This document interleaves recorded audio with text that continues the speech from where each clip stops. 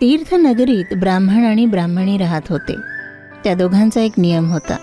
ते दोघे नवरा बायको 7 कोस दूर असलेल्या गंगेत स्नान करण्यासाठी जात होते. घरी परत आल्यावर ब्राह्मणी खूप थकून जात असे. एका दिवशी तिने ब्राह्मणाला म्हटले, किती छान झाले असते जर आपल्याला एक मुलगा असता. असे का बरे म्हणते आहेस? मग आपली सून आपल्यासाठी गरम जेवण तयार करून देणार आणि घरातले सर्व काम सुद्धा करणार. ब्राह्मणाला बायकोची गोष्ट पटली. ते म्हणाले, तू बरोबर बोलते आहेस. आता तू म्हटले आहेस तर तुला सून आणूनच देतो. एक काम कर, एका पोटोळीत थोडी कणिक टाक आणि त्यात काही सोन्याचे नाणे ठेवून दे. बरं, जसे तुम्ही म्हणाल. ब्राह्मणीने तसेच केले. त्याने पोटोळी तयार केली आणि ब्राह्मणाला दिली. ते तिला घेऊन बाहेर निघून गेले. थोडे पुढे गेल्यावर यमुना नदीच्या तटावर त्यांना काही मुली खेळताना दिसल्या. त्या रेतीने घर बनवून खेळत होत्या. ब्राह्मणाने सर्वात सुंदर मुलीकडे पाहिले. हे बघ, माझे घर किती सुरेख आहे. जसेच दुसऱ्या मुलीने तिचे घर तोडण्यासाठी हात पुढे केला. नाही नाही, मी हे घर कोणालाही तोडू नाही देणार. मला राहण्यासाठी घर हवे आहे. तिचे बोलणे ऐकून ब्राह्मणाने विचार केला, सून करून घेण्यासाठी हीच मुलगी बरोबर राहील. जेव्हा ती मुलगी आपल्या घरी जाण्यास निघाली तर ब्राह्मण सुद्धा तिच्या मागे गेले आणि तिथे म्हणाले,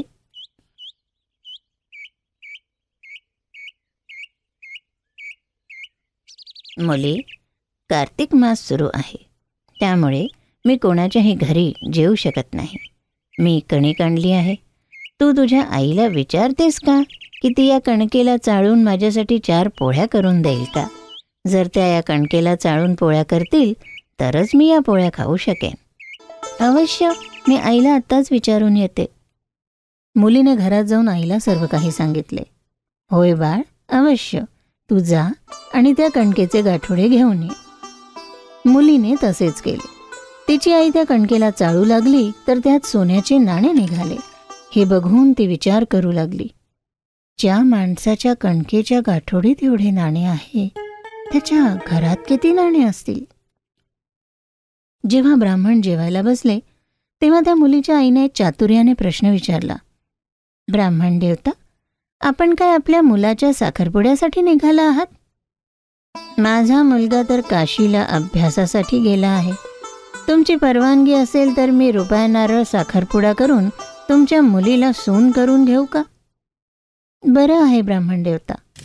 असं म्हणून तिने रुपया नारळ साखरपुडा करून त्यापुढे लग्न करून तिला ब्राह्मणासोबत पाठवली. ब्राह्मण घरी गेल्यावर आपल्या पत्नीला आवाज देऊ लागले, हरीची आई, दार उघड, मी तुझ्यासाठी सून घेऊन आलो आहे. ब्राह्मणीला वाटले की ब्राह्मण थट्टा करतोय.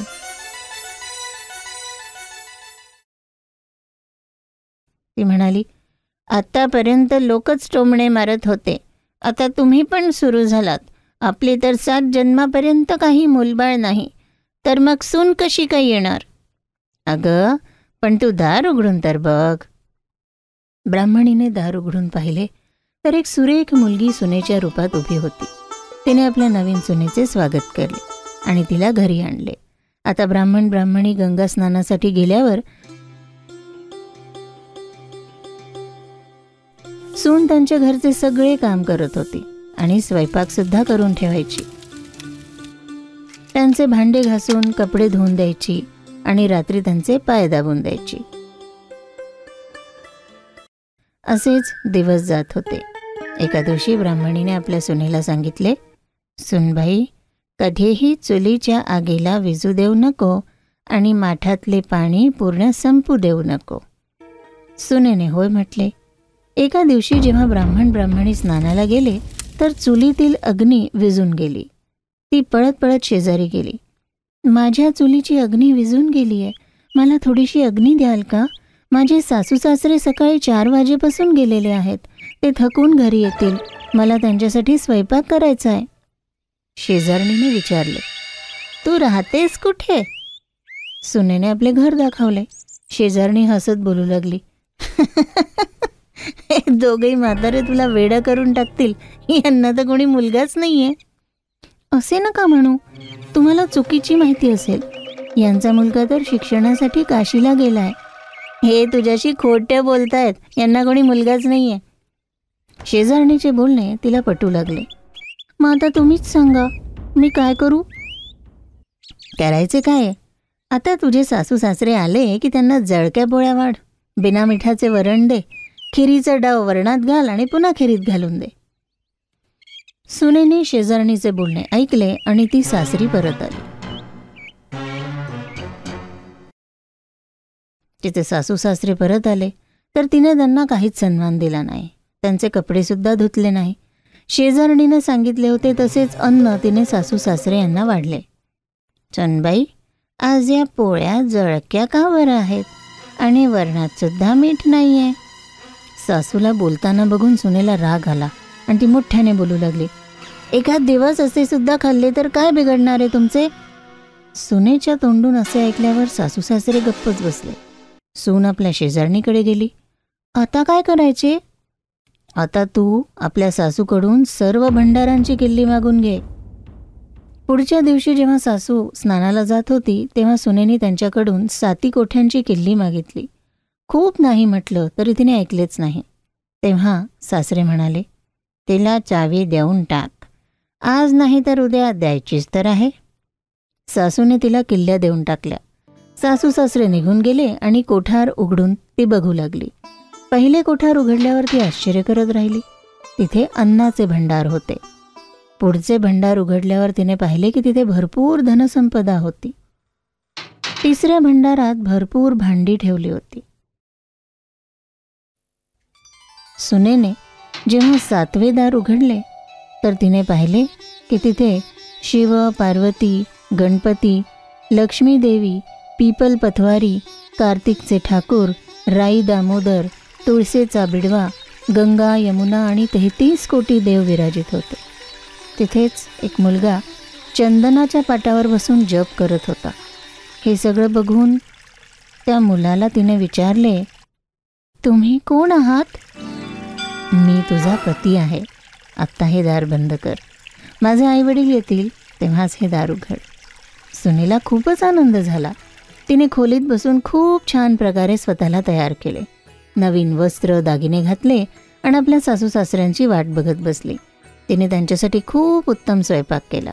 जेव्हा सासू सासरे घरी आले तिने खूप आदरातिथ्य केले. त्यांना जेव घातले.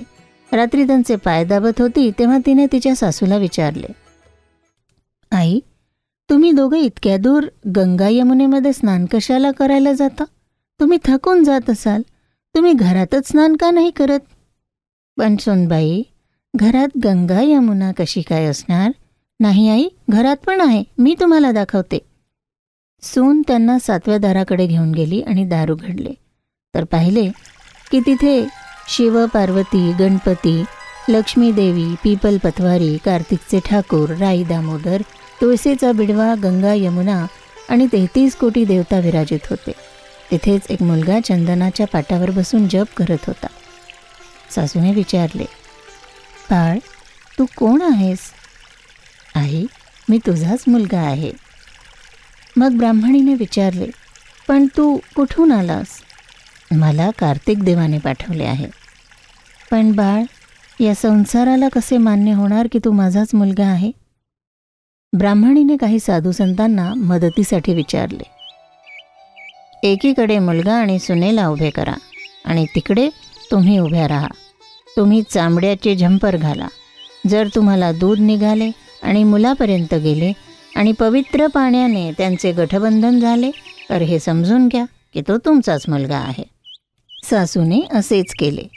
तिचे चामड्याचे झंपर फाटले आणि दूध निघून मुलापर्यंत पोचले.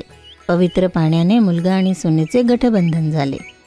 हे सर्व बघून ब्राह्मण ब्राह्मणीच्या आनंदाला पार नव्हता. हे कार्तिक देवता, जसे ब्राह्मण ब्राह्मणीला मुलगा आणि सून दिले तसे सर्वांना देशील. कार्तिक मासाच्या कथेला ऐकणे, ऐकवणे आणि होकार देणे या सर्वांवर आपली कृपा असू द्या. तर मित्रांनो, तुम्हाला ही गोष्ट कशी काय वाटली आम्हाला कमेंट करून अवश्य सांगा. असल्या अजून गोष्टी बघण्यासाठी आमच्या चॅनलला लाईक, शेअर आणि सबस्क्राईब अवश्य करा. धन्यवाद.